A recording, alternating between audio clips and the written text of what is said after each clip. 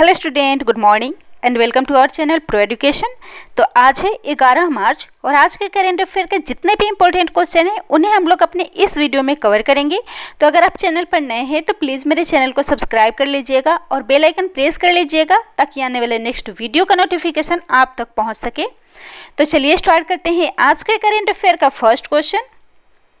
आज का पहला क्वेश्चन है, हाल ही में उत्तराखंड के नए मुख्यमंत्री कौन बने हैं? इस क्वेश्चन का राइट आंसर होगा ऑप्शन बी, तीरथ सिंह रावत।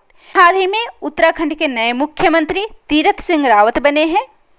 और फ्रेंड, तीरथ सिंह रावत भारतीय जनता पार्टी से संबंधित हैं और वे 2000 में उत्तराखंड के प्रथम शिक्षा मंत्री चुने गए थे और इसके बाद 2007 में उत्तराखंड के प्रदेश महामंत्री चुने गए थे और उत्तराखंड भाजपा प्रदेश अध्यक्ष भी रह चुके हैं।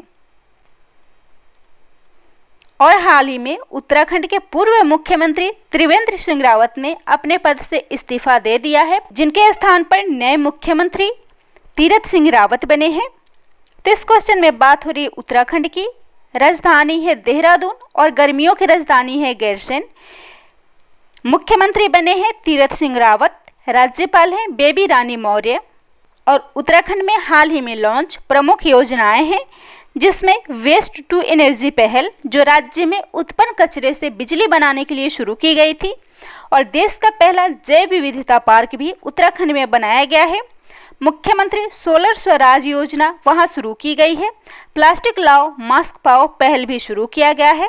मुख्यमंत्री स्वरोजगार योजना और भारत के सबसे लंबे सिंगल लेन मोटरवेल सस्पेंशन ब्रिज भी उत्तराखंड में बनाया गया है। और हाल ही में वहां महिलाओं को उनके पति के पैतृक संपत्ति में सह स्वामित्व का दर्जा देने वाला यह देश का पहला राज्य बना है। और वहां हाल ही में घरों की पहचान चेलिक नाम योजना शुरू की गई है।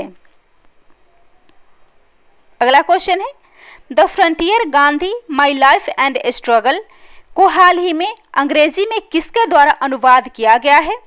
इस क्वेश्चन का राइट आंसर होगा ऑप्शन डी, इम्तियाज अहमद। तो हाल ही में इम्तियाज अहमद के द्वारा the frontier Gandhi my life and struggle को अंग्रेजी में अनुवाद किया गया है। तो खान अब्दुल गफ्फार खान, जिन्हें फ्रंटियर गांधी के नाम से जाना जाता था, और उनकी आत्मकथा जिसका शीर्षक the frontier Gandhi my life and struggle है और इसका प्रकाशन अंग्रेजी में पब्लिशिंग हाउस रॉली बुक्स के द्वारा किया जा रहा है। और यह अंग्रेजी में उनकी पहली आत्मकथा होगी और इस पुस्तक का अंग्रेजी में अनुवाद पूर्व पाकिस्तानी लोक सेवक और लेखक इम्तियाज अहमद साहिबजादा के द्वारा किया गया था। तो गफ्फार खान की पुस्तक स्वतंत्रता आंदोलन के जीवन की घटनाओं और व्यक्तित्वों को सामने लाती है और इस पुस्तक में उन बलिदानों और प्रयासों का वर्णन है जिसके परिणाम स्वरूप भारत को स्वतंत्रता प्राप्त हुई थी। तो खान अब्दुल गफ्फार खान, जिन्हें बच्चा खान, बादशाह खान और फक्रे अफगान के नाम से भी जाना जाता है, उनका जन्म 1890 में ब्रिटिश भारत के उत्तरी पश्चिमी सीमावर्ती प्रांत उस्मान जई में हुआ था और वह महात्मा गांधी के करीबी सहयोगियों में से एक थे। और उन्हें 1930 से 1947 तक खुदाई खिदमतगार यानी कि भगवान के सेवक आंदोलन का नेतृत्व किया था। अगला क्वेश्चन है, 15 मार्च को रिलीज होने वाली अंग्रेजी में अनुवादित पुस्तक अमेठी संग्राम ऐतिहासिक जीत अनकही दास्तान को किसके द्वारा लिखी गई है? इस क्वेश्चन का राइट आंसर होगा ऑप्शन बी, अनंत विजय। तो इस पुस्तक को अनंत विजय के द्वारा लिखी गई है। तो पत्रकार लेखक अनंत विजय की पुस्तक अमेठी संग्राम ऐतिहासिक जीत एक अनकही दास्तान के अंग्रेजी अनुवाद destiny to democracy the untold story of Smriti Irani's triumph का विमोचन 15 मार्च को किया जाएगा। और यह पुस्तक 2014 में लोकसभा चुनाव के दौरान अमेठी जो कि उत्तर प्रदेश के कांग्रेस के गढ़ में केंद्रीय मंत्री स्मृति ईरानी की हार से 2019 में उनकी जीत की यात्रा का वर्णन किया है। और यह पुस्तक हिंदी में 2020 में प्रकाशित की गई थी। और इसी के साथ इस क्वेश्चन में दिए गए ऑप्शन को भी डिफाइन कर लेते हैं। इसका फर्स्ट ऑप्शन है राधिका सिन्हा, जिनकी पुस्तक का नाम है the Coolidge great war. Second option है निधि बढ़ेरा, जिनकी पुस्तक का नाम है रोमांसिंग टारगेट्स। और थर्ड है श्री एम, जिनकी पुस्तक है yoga also for the godless. अगला क्वेश्चन है, हाल ही में किसने BWF स्विस ओपन सुपर 300 के वीमेन सिंगल फाइनल में सिल्वर मेडल जीता है? इस क्वेश्चन का राइट आंसर होगा ऑप्शन बी PV सिंधु। तो हाल ही में PV सिंधु ने स्विस ओपन सुपर 300 के वीमेन सिंगल में सिल्वर मेडल जीता है। तो भारत की स्टार शटलर PV सिंधु ने स्विट्जरलैंड के बासेल में आयोजित BWF स्विस ओपन सुपर 300 के वीमेन्स सिंगल फाइनल में सिल्वर मेडल जीता है। तो इस क्वेश्चन में बात हो रही है स्विस ओपन 21 की, जिसमें पुरुष एकल का खिताब विक्टर एक्सेलेन ने कुनल वुड विदित्सन को हराकर जीता है। महिला एकल में कैरोलिना मारिन ने PV सिंधु को हराकर इस खिताब को जीता है। मेंस डबल में किम स्ट्रूप और एडरसन एस्कारूपा राममुसेन ने मार्क लम्फस और मार्विन सेडेल को हराकर मेंस डबल का खिताब जीता है। और मिक्स डबल में थॉमस गिकवेल और डेल्फिन डेलरे ने डेनमार्क की जोड़ी थियास क्रिस्टिसेन और एलेक्सिस बोया को हराकर इस खिताब को जीता है।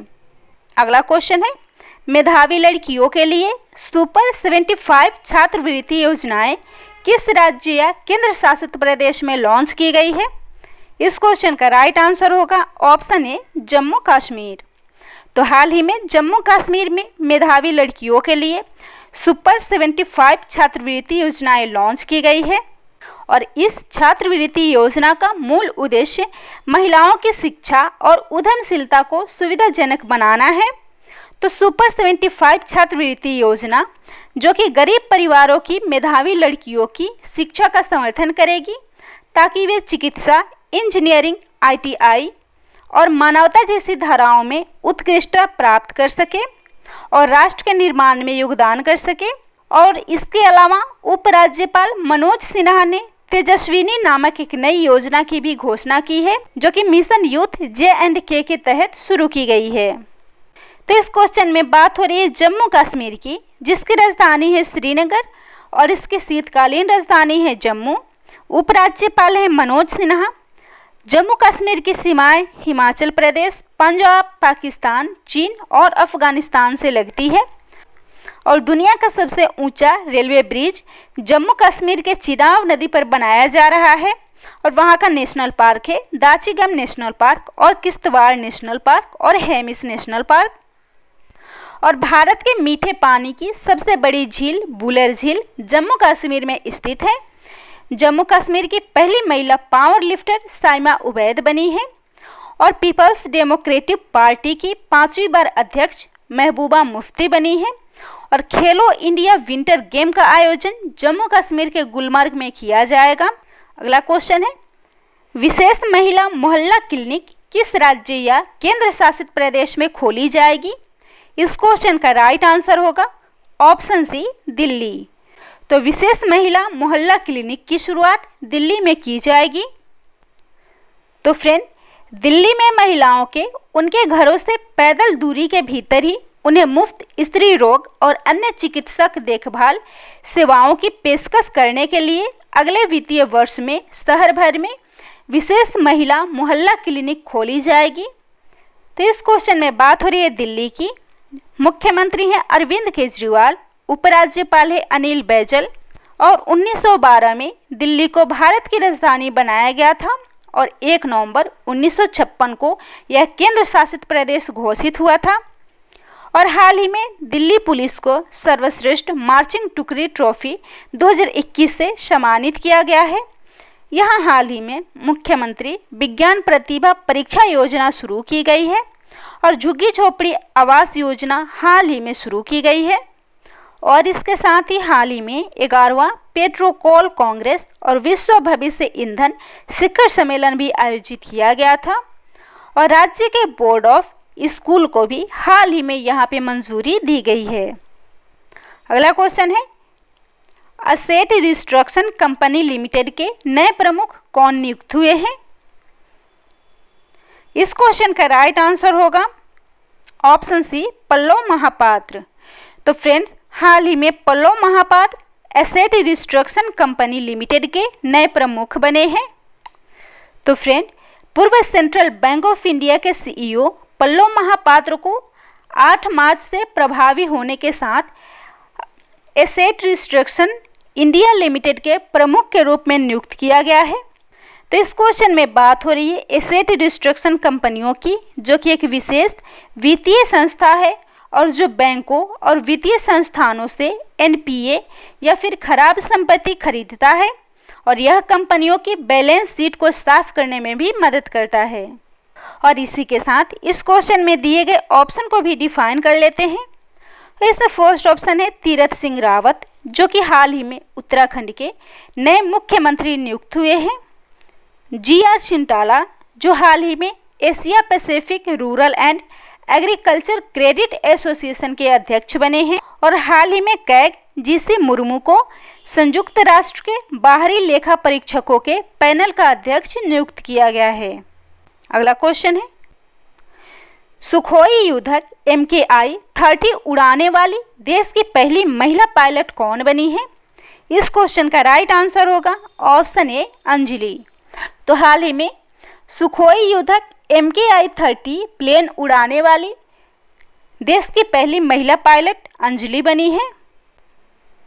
तो इस क्वेश्चन में बात हो रही है सुखोई MKI 30 की, जो कि इस फाइटर प्लेन में 12 टन तक युद्धक सामग्री लोड की जा सकती है और इस विमान में भी राफेल की तरह डबल इंजन लगे हुए हैं, जो इमरजेंसी स्थिति में पायलट को मदद करते हैं।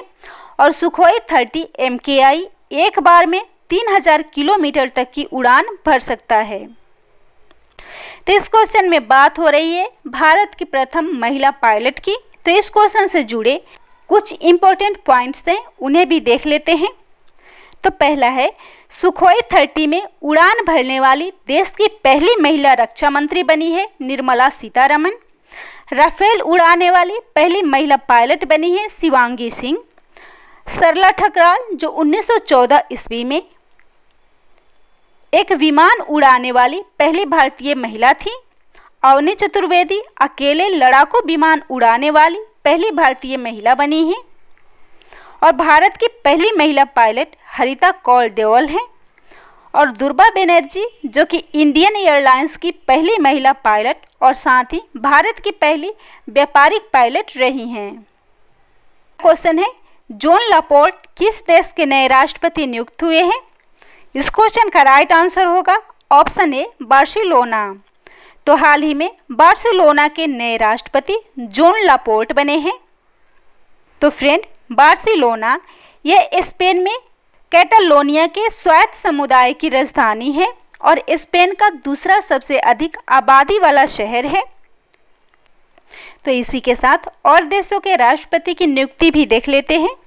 तो इससे पाकिस्तान के राष्ट्रपति डॉक्टर आरिफ अलवी हैं, अफगानिस्तान के राष्ट्रपति अशरफ गनी हैं, चीन के राष्ट्रपति शी जिनपिंग हैं, नेपाल की राष्ट्रपति विद्या देवी भंडारी हैं, भूटान के राष्ट्रपति लोटे तस्रीर हैं, बोलीविया के राष्ट्रपति इवो मोरालेस हैं, बोत्सवाना के राष्ट्रपति मोकेग सेसी मासी हैं, जॉर्जिया के राष्ट्रपति सैलोम जुराबिचविल हैं और जर्मनी के राष्ट्रपति फ्रैंक वाल्टर स्टाइनमेयर हैं और घना के राष्ट्रपति नाना अकुफो-अडो हैं। और आज का लास्ट क्वेश्चन है, रेटिंग फर्म क्रिसिल ने 2022 तक भारत का जीडीपी दर कितने प्रतिशत बढ़ने का अनुमान लगाया है? इस क्वेश्चन का राइट आंसर होगा ऑप्शन सी, 11%। तो रेटिंग एजेंसी क्रिसिल ने 2022 तक भारत का जीडीपी 11% बढ़ने का अनुमान लगाया है। तो क्रिसिल के अनुसार कोविड-19 वैक्सीन अभियान की रफ्तार पकड़ने के साथ ही निवेश केंद्रित सरकारी खर्च बढ़ने से 2022 में भारत की जीडीपी विकास दर 11% तक पहुंचने की उम्मीद है। लेकिन छोटे व्यवसायों और शहरी गरीबों के लिए महामारी के साथ पुनः प्राप्ति आसान नहीं होगी। तो इस क्वेश्चन में बात हो रही है रेटिंग एजेंसी क्रिसिल की, जिसका सीईओ हैं आशु सुयश और मुख्य अर्थशास्त्री हैं धर्मकीर्ति जोशी और इसका मुख्यालय है मुंबई। और इसी के साथ और रेटिंग एजेंसियों द्वारा लगाए गए भारत के जीडीपी के अनुमान को भी देख लेते हैं। तो इसमें फर्स्ट है आर्थिक सहयोग और विकास संगठन यानी कि organization for economic cooperation and development यानी कि OECD, जिसने 2022 में भारत का जीडीपी दर 12.6% वृद्धि का अनुमान लगाया है। और वहीं फरवरी में भारत का जीएसटी कलेक्शन 7% बढ़कर 1.13 लाख करोड़ रुपए हो गए हैं।